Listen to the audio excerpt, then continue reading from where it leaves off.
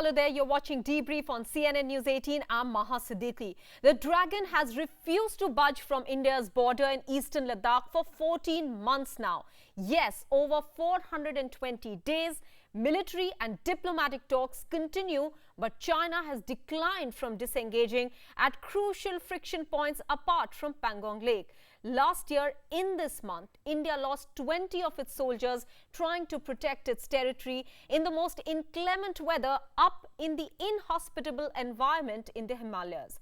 As China continues with its build-up at the LAC, disregarding all agreements and protocols between New Delhi and Beijing since 2003, now India has decided to stare down the dragon. A 50,000-strong troop of soldiers have been redirected over a period of the last few months to fortify India against China. Over the next half an hour, we'll bring to you details and perspective as to why this was necessary. But first, let's understand what this redeployment of forces looks like. The strike corps in Mathura that was focusing on Pakistan border is now redirecting its energy towards the Chinese threat. Over the last 3 months, 50,000 troops have moved, which makes the total figure on the Indian side to 2 lakhs.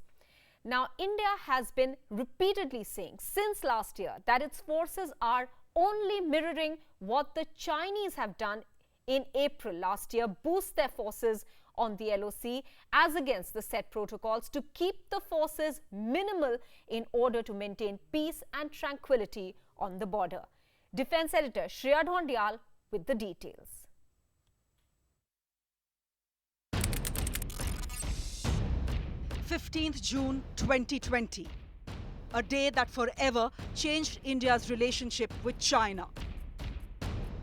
The bloody and brutal clash in Galwan left 20 Indian soldiers and an unspecified number of Chinese soldiers dead. It was for the first time in 45 years that soldiers had died in combat at the LAC. The LAC had changed forever. Pakistan was no longer enemy number one. China was. And so the strategic focus has changed from the Western Front to the Northern Front. 50,000 troops have been reoriented from the border with Pakistan to the border with China in the last 3 months. The strike corps in Mathura that was mandated with the Pakistan border is now focused on the border with China. The mandate has been reoriented for some other divisions as well. All in all, 2 lakh troops are now deployed all along the 3,488-kilometer LAC. Which means that at all times, India will have enough acclimatized troops, war-ready to fight at great heights and at freezing temperatures. In eastern Ladakh, the theatre of the current conflict, there are 60,000 troops each on either side. As of now, the troop levels continue to be what they were at the height of the standoff. So how many would you say? Around say 50-60,000, Okay. right from Ladakh and down to Arunachal. So the whole front will see this enhanced presence till such time that we keep talking and the de-escalation happens. China's response to the reorientation of Indian troops has been on expected lines. Deployment must be conducive to de-escalation. It should help in cooling down the situation and to enhance mutual trust rather than the opposite. For all its talk, China has done precious little to earn any trust. Talks have come to a dead end. The euphoria of the disengagement in Pangong So in February this year hasn't lasted too long. The bully is at the door.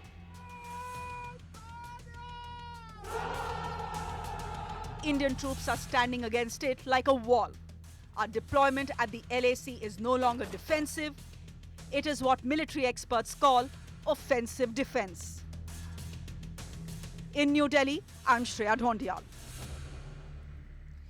India's concerns stem from the fact that China has been rotating its troops on the LAC and not paring it down as promised. Reports have suggested that the Chinese army, that is the PLA, recently moved additional forces from Tibet to the Xinjiang Military Command. It's these troops that patrol the LAC at the eastern Ladakh border. This coupled with the fact that several friction points remain despite 11 rounds of co-commander level talks. Natasha Menden with more.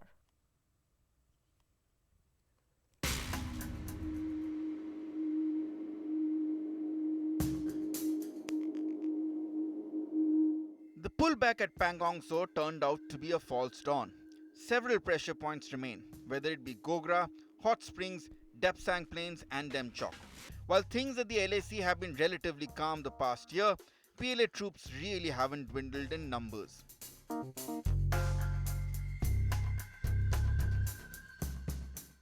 China has bolstered its military assets and troops in both the eastern and western sectors.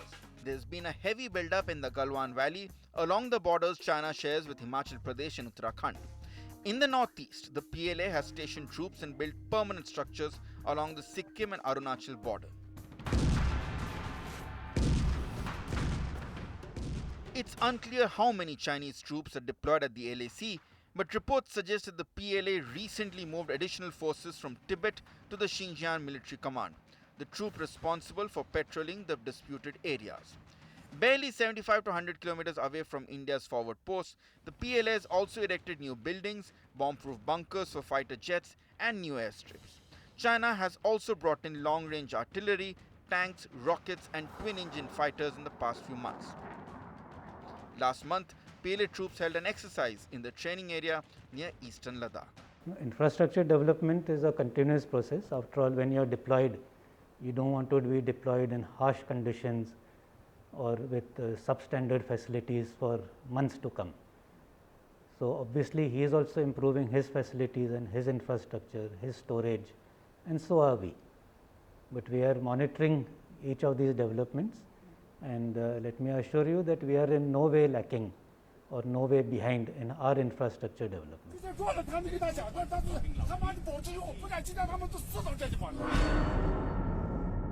In subsequent WMCC and co-commander level talks, it was clear that the Chinese were not interested in disengaging in other friction points of Gogra, Hot Springs, Depsang and Demchok.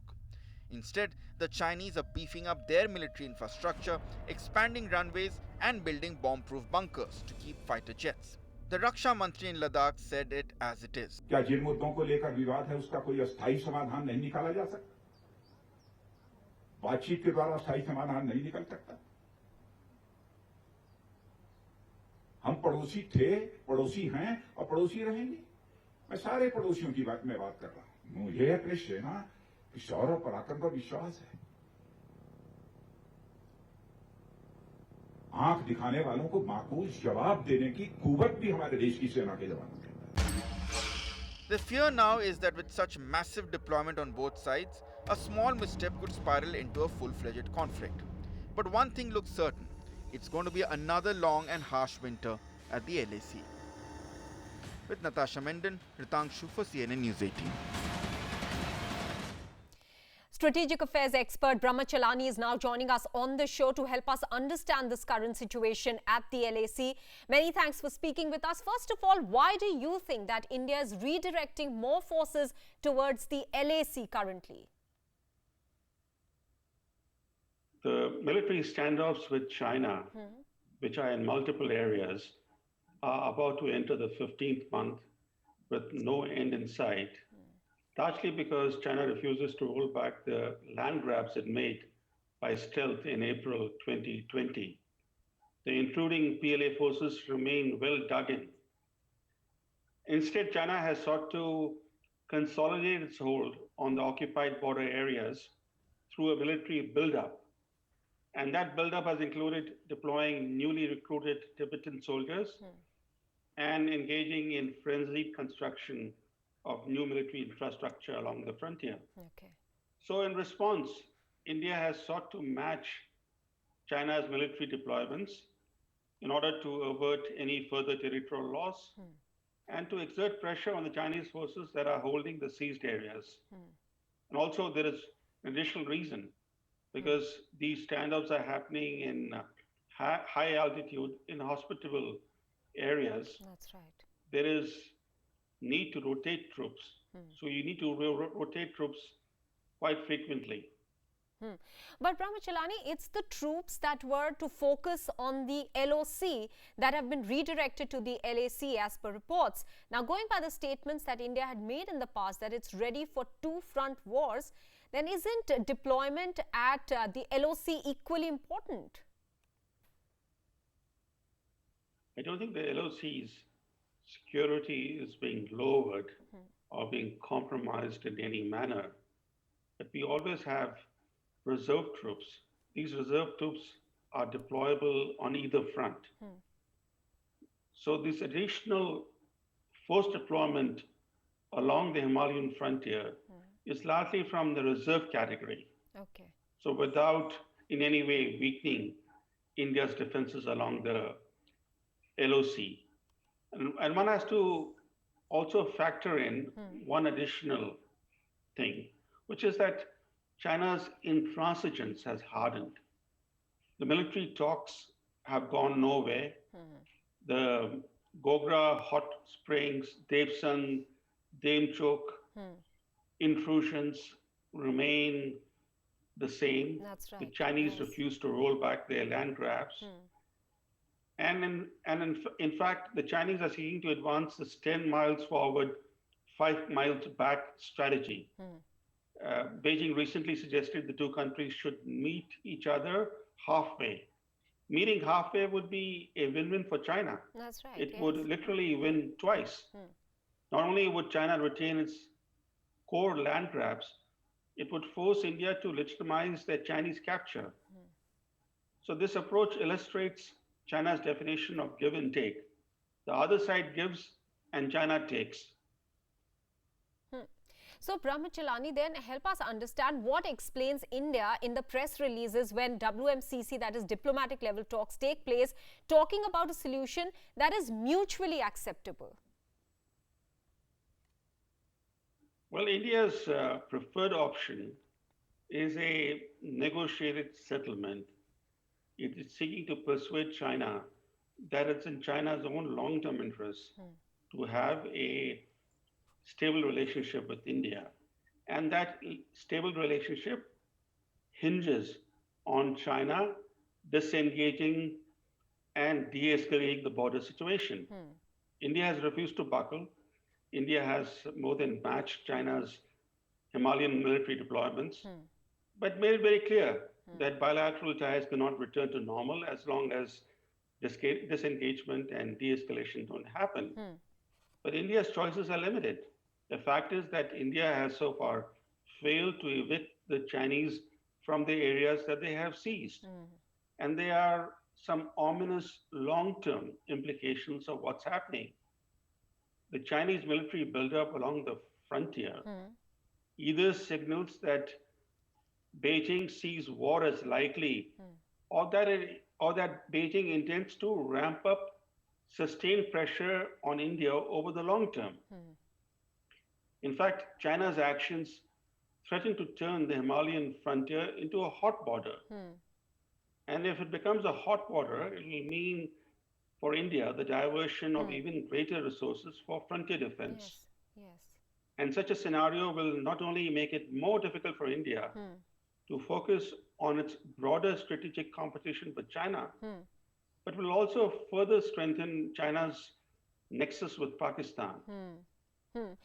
True. Brahmachalani, then my final question to you. Out of the friction points that you're mentioning that still remain over the last 15 months, which do you believe is most critical and why?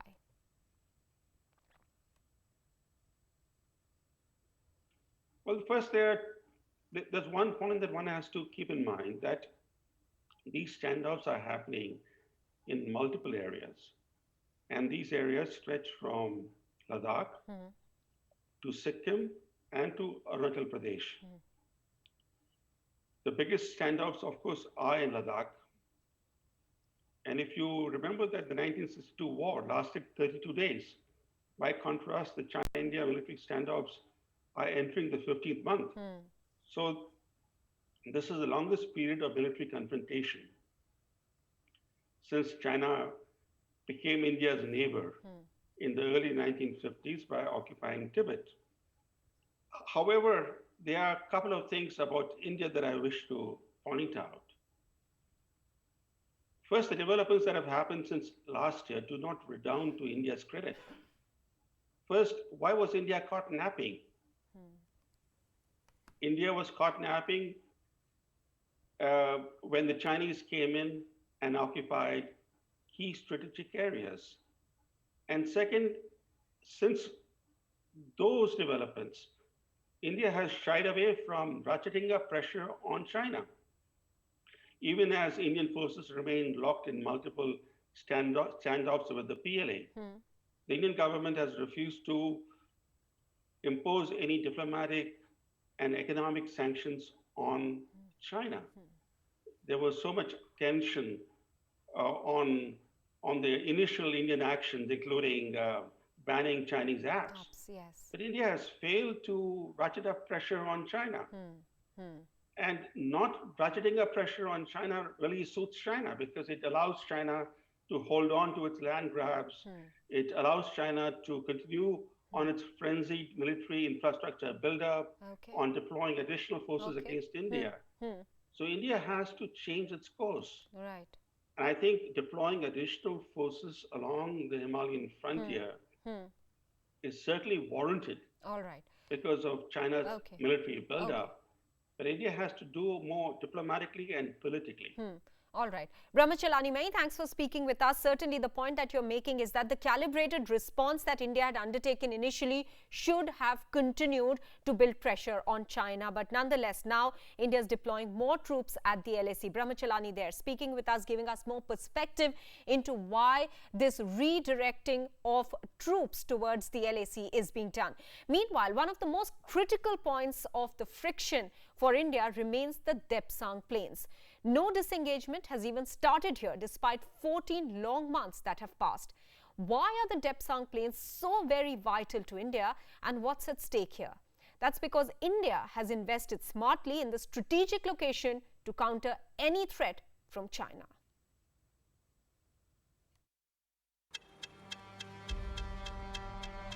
The most vivid video of the skirmish between Indian and Chinese troops emerging last year.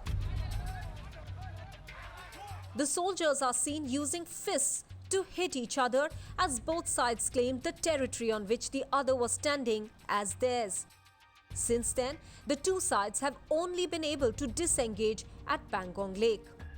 It is well recognized that it has been the Chinese actions over the last year which have seriously disturbed peace and tranquility in the border areas. These acts are in violation of our bilateral agreements that require the two sides to strictly respect and observe the line of actual control, and that two sides will keep their military forces in the areas along the line of actual control to a minimal level. So what's made India move troops to the LAC at this juncture? The redeployment necessitated due to the disengagement being stalled at some crucial friction points since last year. One among them, the Depsang plains. With the strategic Daulat Beg Oldie airfield located just 20 kilometers away, it is vital for India to control the Depsang plains. The all-weather 255-kilometer Darbuk-Shayok DBO road in close proximity has emerged as India's strong point in the area. Any Chinese attempt to cut off DBO would restrict India's access to the Karakoram Pass. The area is close to the China-Pakistan economic corridor and the Karakoram highway, making Depsang equally important for the Chinese. This predates the present situation. This is a legacy issue, and like I mentioned, 2010 when I was a brigade commander here, that is the time also Depsang was a flashpoint. Second point we must remember is that this is the area where the area of differing perception, that is their claim line and our claim line, the area is maximum. And third thing, and the final which I sort of talked about earlier, is that here the troops are not in contact. What happens is when our patrols go, they give us a face-off. The area's simpler geography makes it easier for troops from both sides to move heavy armour, artillery and mechanized units quickly. Depsang has already seen two major standoffs between Indian and Chinese forces in 2013 and 2015. Reason why both sides have hardened their position on Depsang, and it could be a long haul still. With Rajiv Kumar, Maha Siddiqui, CNN News 18. Taking a very quick break now. Up next, the history of border tension and how the two sides have tried to resolve the matter at each juncture. Stay with us.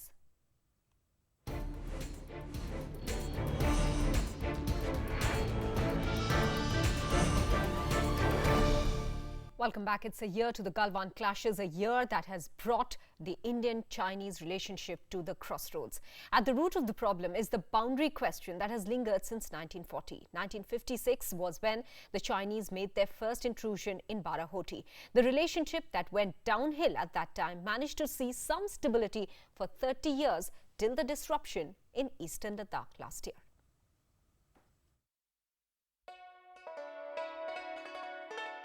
It's a relationship that has seen the grandest of highs. In 2015 in Xi'an, when two of Asia's oldest civilizations came together to forge a new beginning. In 2018 in Wuhan, when a promise was made to sail smoothly over all disputed sides along the Sino-Indian border.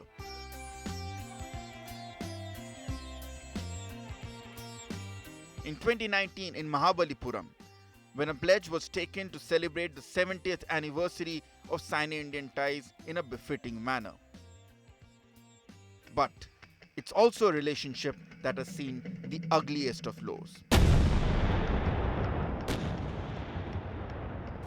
1962 was when our neighbor first shattered the myth of Hindi Chini Bhai Bhai by betraying us in Ladakh.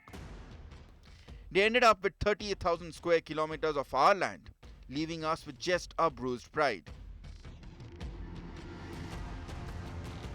Diplomatic ties were restored after 14 years when the Indian ambassador was posted back in 1976.